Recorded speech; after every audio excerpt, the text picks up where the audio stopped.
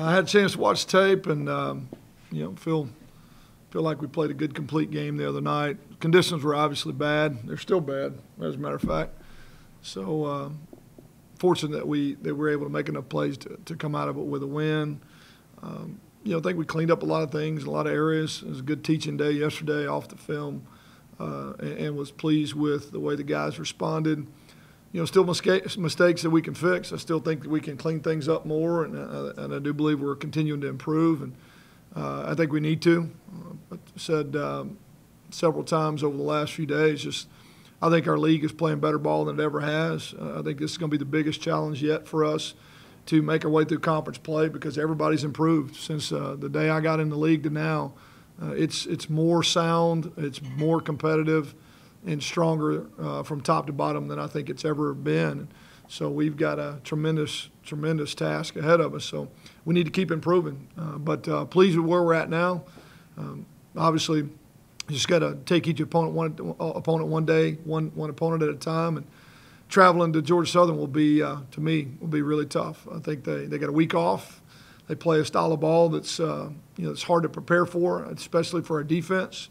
And they're built really, really well. I felt like last year and the year before, physically, they looked as good as anybody in the league. And I feel like they've got a lot of excitement and momentum going with the coaching change and just the new energy that's in the building. And Lord knows they're going to have a chip on their shoulder about us. They don't like us a whole lot, and we got to go to their place. And I think they still think back to a couple years ago being here and it coming down the last second. So expect a really competitive, very good football game and a tough test for our guys to go win. Every time you win a game, the next one means even more. And if we got to get comfortable in that environment, and so we kind of playing the season in stages. I mean, that first 4 games, the goal was to be 4-0, no worse than 3-1, and we accomplished that. We set it on the shelf and we start over 0-0. We want to win a conference title. That's always been the first goal, is find a way to win a league title, and so we start that. Nothing that we did in non-conference has anything to do with that other than just some confidence maybe from what we learned. But we gotta approach every opponent, and we got to do it 1 week at a time. No letdowns, continually getting better, starting with, like I said, a really good opponent in Georgia Southern. To go win a game in those elements, that's all that matters, and I was proud of the kids for that. Their attitudes was great, and it never affected them, as far as, a lot of times that can affect skill kids, knowing that they're not going to get the ball. It didn't faze them one bit, and that's the thing we're most proud of.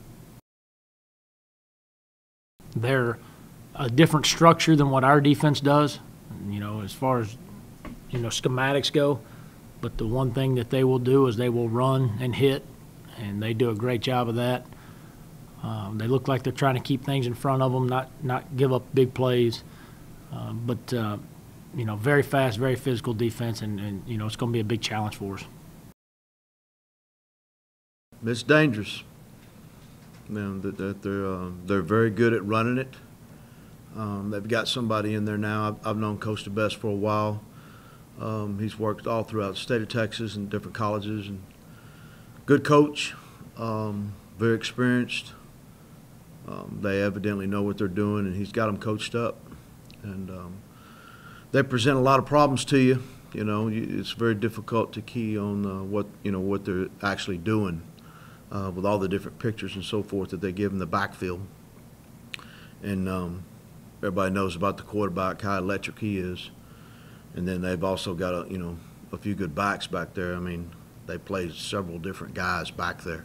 They got big guys. I think even against Clemson, there's a D lineman that went in there and toted the ball once or twice, and so it's causing lots of less sleep and a lot of study time.